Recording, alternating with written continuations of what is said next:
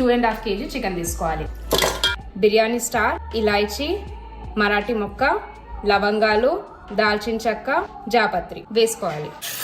కారం, ధనియాల పొడి, పసుపు, ఉప్పు వేసుకోవాలి. అల్లం పేస్ట్, కసూరి మెంతి 1 hour మ్యారినేట్ చేసుకోవాలి. 2.5 kg బాస్మతి రైస్ తీసుకొని 2 times వాష్ చేసుకొని 1 hour నానబెట్టుకోవాలి.